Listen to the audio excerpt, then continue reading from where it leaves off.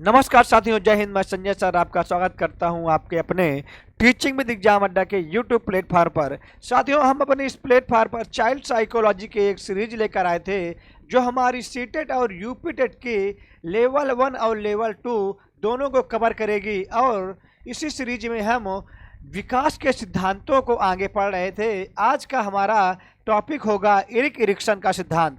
देखिए, इससे पहले हमने सिगमंड फ्रायड जी का सिद्धांत पढ़ा, यूरी ब्रोनफेल्ड जी का भी सिद्धांत पढ़ा, और हमारा आज का सिद्धांत है एरिक एरिक्सन का सिद्धांत। आइए समझते हैं इसके बारे में। देखिए, सबसे पहले तो हम जान लेंगे इनके सिद्धांत का नाम क्या था। देखिए, इनके सिद्धांत का नाम था मनोसामाजिक मनोसामाजिक विकास का सिद्धांत। विकास का सिद्धांत।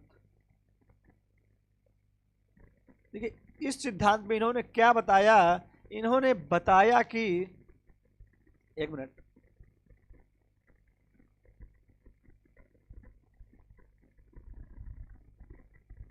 सॉरी, इन्होंने बताया कि हमारा विकास विकास जीवन भर चलने वाली प्रक्रिया है ना। चलने सॉरी वाली प्रक्रिया है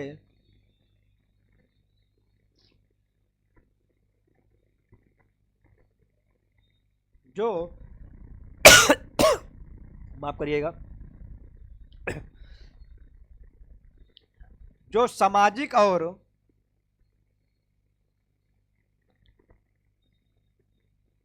मनोवैज्ञानिक कारकों से प्रभावित होती है।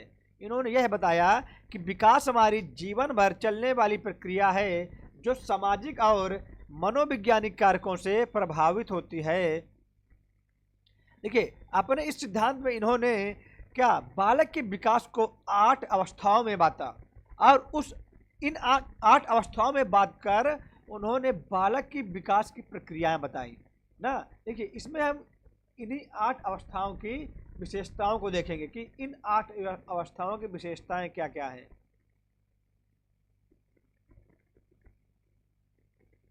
सिस्टम लैग कर रहा है, उसके लिए क्षमा चाहूंगा मैं। और इनकी एज बताए इनकी एज क्या है और इनमें कैसे गुण आते हैं, यह हम सब देखेंगे। देखिए, आप लोग नोट करके लिखिएगा कि हमारे सिगमंड फ्रायड जी को, एरिक एरिक्सन जी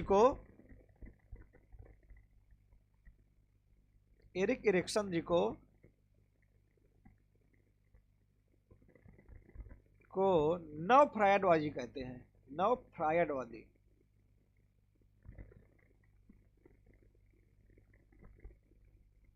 देखिए, इन्होंने अपने सिद्धांत में सिगमंड फ्रायड के सिद्धांत से ही प्रभावित होकर अपना सिद्धांत दिया ना, और उन्हीं के विशेषताओं को लगभग बताया ना। लेकिन इन्होंने क्या किया कि यह उनका था हमारा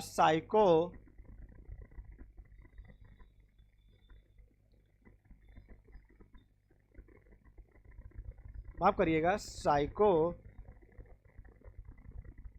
देखिए, दिमाग से बात निकल गई। सिद्धांत का क्या नाम था? हाँ, साइकोसेक्सुअल थ्योरी। इसका इन्होंने विरोध किया। इन्होंने इनके मनो लैंगिक विकास की अवस्थाओं का विरोध किया ना। देखिए, इन्होंने अपनी एक पुस्तक दिया, चाइल्डहुड एंड सोसाइटी। इन्होंने इसको लगभग 1963 के आसपास दिया ना। और इन्होंने इसमें बताया कि मानव एक सामाजिक प्राणी है। मानव एक सामाजिक प्राणी है। और इन्होंने बताया कि सामाजिक अंतःक्रिया से सामाजिक अंतःक्रिया से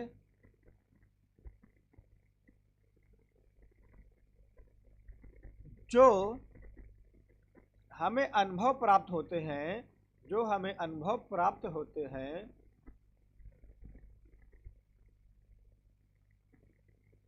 वह हमारे विकास को प्रभावित करते हैं, हमारे विकास को प्रभावित करते हैं। इन्होंने इसमें यह बताया।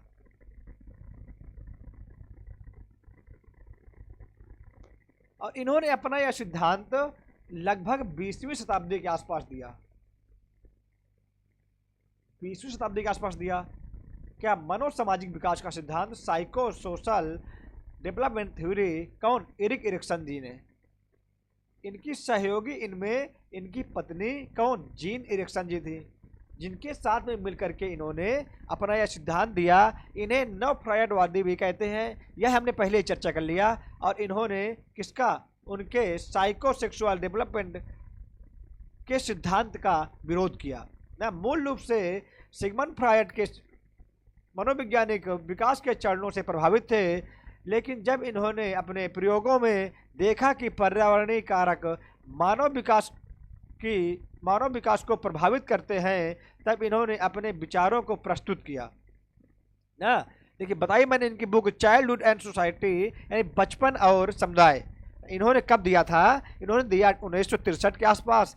और सामाजिक अंतःक्रिया से रिजल्ट में होने वाले अनुभव हमारे विकास में बहुत बड़ा योगदान देते हैं, हमने चर्चा कर लिया ये। देखिए अब क्या हुआ, हाँ इनके ये हम भूल गए थे, इनके सिद्धांत के अन्य मॉडल भी हैं, इनके मॉडल के अन्य नाम भी हैं। एक इसको बोलते हैं जीव मनोसामाजिक सिद्धांत और एक एरिक एरिक्सन का विकास का चक्र ना। इनके ये दो नाम और आ सकते हैं, ये आपको ध्यान रखना होगा कि इनके ये दो नाम पूछे जा सकते हैं ना। आगे देखते हैं। देखिए इनकी 8 अवस्थाएं, मैंने बताया आपको कि हम इनकी 8 अवस्थाएं देखेंगे सबसे पहले। देखिए इनकी 8 अवस्थाएं क्या होती हैं। इनकी पहली अवस्था होती है जो जन्म से 1 वर्ष के बालक में होती है या पाई जाती है, जिसको हम बोलते हैं विश्वास बनाम अविश्वास। यानी इसमें बालक आशा करता है ना, किसी के ऊपर पूर्ण आशा कर लेता है ना। देखिए इसको हम, देखिए यह हमारी शैशवावस्था के दौरान होती है, यह हमारा शैशवावस्था के दौरान ना। दूसरी हमारी होती है प्रारंभिक बाल्यावस्था, जिसको हम बोलते हैं स्वतंत्रता बनाम शर्म तथा संदेह। यह हमारी 1 से 3 वर्ष के बालक के बीच में होती है, जिसमें उसकी इच्छा शक्ति का विकास होता है ना, उसकी सोचने की शक्ति का विकास होता है ना। देखिए इन्फेंसी शैशवावस्था, आप यहाँ समझिएगा ट्रस्ट बनाम मिसट्रस्ट ना। देखिए बालक में कौन सी विशेषता होती है, इसकी विशेषताएं हम आगे एकदम ब्रॉड वे में पढ़ेंगे, अभी केवल एक शॉर्ट वे में देख लीजिए। ये क्या है, बालक ज़्यादातर सकिंग यानी कि पीना ना सीखता है। जो हमारी दूसरी अवस्था है प्रारंभिक बाल्यावस्था, इसमें बालक स्वतंत्र और मतलब कि अपने आप में वो स्वतंत्रता भी चाहता है और उसमें शर्म और संदेह भी होता है ना। इसको हम बोलते हैं अर्ली चाइल्डहुड ना। देखिए शर्म, जैसे उसको टॉयलेट वगैरह जाना है उसमें वो शर्म करेगा। तीसरी हमारी अवस्था आती है खेल की अवस्था। इसमें पहल बनाम अपराध बोध, यानी वो कोई पहल तो करना चाहेगा लेकिन उससे डरेगा कि कहीं उससे कोई गलती ना हो जाए ना, इसका भी उसको बोध होगा। ये अवस्था हमारी 3 से 6 साल की होती है और उसमें इसका रिजल्ट क्या होता है कि उसमें वह अपने उद्देश्यों को जानने लगता है ना। चौथी अवस्था हमारी आती है विद्यालय अवस्था। ये हमारी 6 से 12 वर्ष के बालक में, इसमें बालक अपनी क्षमता जानने लगता है ना। ये परिश्रम बनाम हीनता, यानी परिश्रम और हीनता, यानी वो परिश्रम भी करना चाहेगा लेकिन अपने आप को हीन भावना से देखेगा। देखिए यह हमारी होती है प्री स्कूल, यानी बालक अपनी नई चीजें खोजना चाहेगा ना, अपने उद्देश्य जानना चाहेगा। और स्कूल एज, खेल की अवस्था, विद्यालय अवस्था। देखिए बालक विद्यालय में नई नई चीज़ों को सीखेगा, तो यह हमारी होती है 6 से 12 साल की ना। अब किशोरावस्था क्या होती है हमारी, यह बालक में क्या, बालक में होती है 12 से 19 साल के बालक में। इसमें बालक अपनी पहचान भी बनाना चाहेगा, लेकिन कुछ भ्रांतियां भी उसके मन में आएंगी, उसमें निष्ठा जागृत हो जाएगी। देखिए वह अपने फ्रेंड सर्कल बनाने लगेगा ना, यह उसकी विशेषता हुई। इसको हम बोलते हैं एडोलसेंस।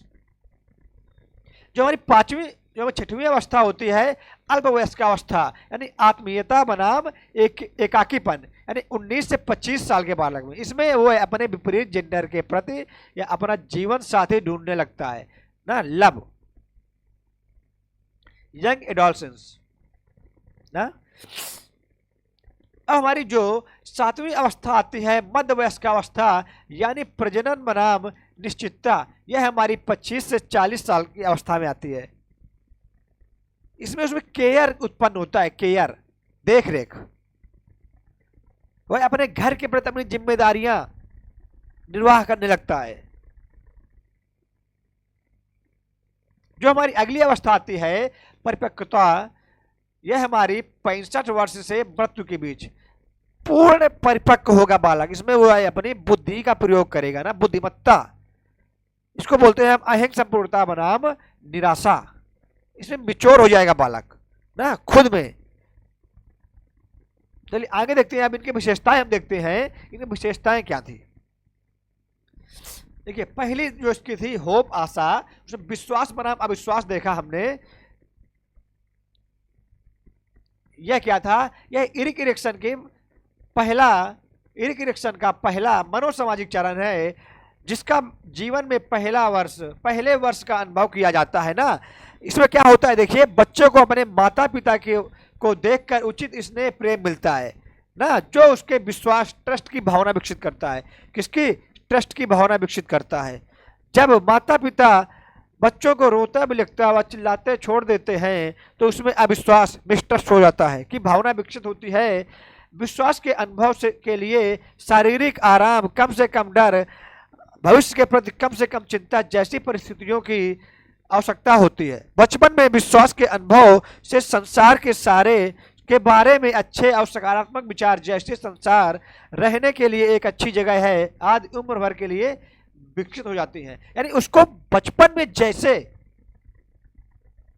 अवस्थाएं मिलेंगी, जैसे उसको वातावरण मिलेगा, वैसा ही उसके जीवन भर उसके विकास के लिए उपयुक्त होगा ना। इसमें बालक चिड़चिड़ापन भी हो जाता है कभी कभी ना, देखा आपने कि जब उसको रोता भी लगता छोड़ देते हैं, तो इसमें क्या मिसट्रस्ट हो जाता है ना। इसमें बालक आशा रखता है। यह हमारी 1 साल तक के, जन्म से 1 साल होता है ना। आगे देखते हैं दूसरा, स्वायत्तता बनाम शर्म, यानी ऑटोनॉमी बनाम सेम या डाउट ना। इसमें विल, इच्छा शक्ति, बताया ना मैंने आपको। एक इरेक्शन के द्वितीय विकासात्मक चरण में यह स्थिति शैशवावस्था के उत्तरार्ध और क्या बाल्यावस्था, यानी 1 से 3 वर्ष के बीच की होती है। इस अवस्था में बालक दूसरे पर निर्भर रहना नहीं चाहते हैं, बल्कि अपने आप भोजन करना, कपड़े पहनना इत्यादि क्या करना चाहते हैं ना। ये स्वतंत्र रूप से कार्य करना चाहते हैं। दूसरी तरफ बहुत सख्त माता पिता बच्चों को साधारण कार्य करने पर भी डांटते हैं तथा उनकी क्षमता पर शक करते हैं ना। ये बात आप गौर करिएगा, जब उनको कोई कार्य न करने देना, उनकी क्षमता पर शक करें, जब उसमें अपने आप में खुद डाउट होगा कि मैं यह कार्य कर पाऊंगा कि नहीं ना, जिसके कारण बच्चे अपने अंदर लज्जा अनुभव करते हैं ना। अगर बालक पर अधिक बंधन लगाया जाए तो यह कठोर दंड दिया जाए तो उसके अंदर शर्म और संदेह की भावना विकसित हो जाती है। इसमें बोलता है, इसमें बालक क्या अपनी स्वायत्तता चाहता है ना, उसको खुद स्वायत्तता चाहिए कि उसको कोई कार्य करना है वो खुद करना चाहेगा ना, किसी के भरोसे नहीं रहना चाहेगा। जैसे खाना खाना ना, कपड़े पहनना आदि वह खुद करना चाहेगा। देखते हैं तीसरी अवस्था क्या होती है, पहल बनाम अपराध वो। इसमें देखिए पर्पज, उद्देश्य, इसमें बालक कुछ करना तो चाहेगा ना, लेकिन उसमें एक यह भी डर रहेगा कि कहीं उससे कोई गलती ना हो जाए जिसकी उसको सजा मिले हाँ, एरिक एरिक्सन के विकास का तीसरा चरण शाला जाने की, विद्यालय जाने की ना प्रारंभिक वर्ष के बीच होता है। एक प्रारंभिक शैशवावस्था की तुलना में और अधिक चुनौती झेलनी पड़ती है। सॉरी, इन चुनौतियों का सामना करने के लिए एक सक्रिय और प्रयोजनपूर्ण व्यवहार की आवश्यकता होती है। इस उम्र में बच्चों को उसके शरीर, उसके व्यवहार, उनके खिलौने और पालतू पशुओं ना के बारे में ध्यान देने को कहा जाता है। अगर बालक गैर जिम्मेदार है और उसे बार बार व्यंग्य किया जाए तो उसके अंदर असहज अपराध बोध की भावना उत्पन्न हो जाती है। एरिक्सन का इस चरण के प्रति एक सकारात्मक दृष्टिकोण है। उनका यह मानना है कि अधिकांश अपराध बोध की भावनाओं के प्रति तुरंत पूर्ति की उपलब्धि की भावना द्वारा की जा सकती है। देखिए, अगर हम बालक को कोई कार्य दे दें, जैसे उसको खिलौने और पशुओं के बारे में ध्यान देने के लिए कहेंगे, भाई कि खिलौने तोड़ना नहीं, और अपना जैसे डॉग पाले हैं ना तो उसको ध्यान देना। अगर बालक मान लो खेल में लग गया, नहीं ध्यान दे पाया, अगर आप लोग उसको डांटेंगे तो उसमें एक अपराध बोध की भावना उत्पन्न हो जाएगी कि ऐसा करना गलत है, जो बालक के विकास को प्रभावित करता है ना। देखिए अगला देखते हैं, परिश्रम या उद्यम बनाम हीन भावना। इसमें कॉम्पिटेंसी आती है भाई, क्षमता आती है बालक में, भाई क्षमताएं जानना चाहता है ना। यह एरिक एरिक्सन का चौथा चरण है, जो कि बाल्यावस्था के मध्य यानी प्रारंभिक वर्ष में परिलक्षित होता है ना। बालक द्वारा की गई पहल से वह नए अनुभवों के संपर्क में आता है और जैसे जैसे वह बचपन के मध्य से अंत तक पहुंचता है तब तक वह अपनी ऊर्जा को बौद्धिक कौशल और ज्ञान से हासिल करने की दिशा में मोड़ देता है ना। बाल्यावस्था का अंतिम चरण कल्पनाशीलता के से भरा होता है। यह चरण बालक के सीखने के प्रति जिज्ञासा का उससे अच्छा समय होता है ना। बालक को सीखने के लिए या उसकी जिज्ञासा के लिए सबसे अच्छा समय होता है। इसमें बालक अपनी क्षमता जानता है ना कि वह क्या कर सकता है क्या नहीं ना। इस आयु में बालक के अंदर हीन भावना, अपने आप को अयोग्य और असमर्थन समझने की भावना विकसित होने की संभावना रहती है। देखिए इसकी एज आप लोग खुद लिखिएगा, मैंने बताया है ना आपको पहले, आप लोग लिखिएगा, यह आपके लिए कार्य है।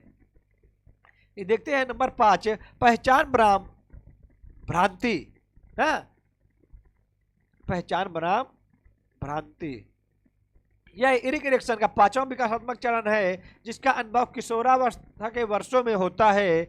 इस समय व्यक्ति को इन प्रश्नों का सामना करना पड़ता है कि वो कौन है ना,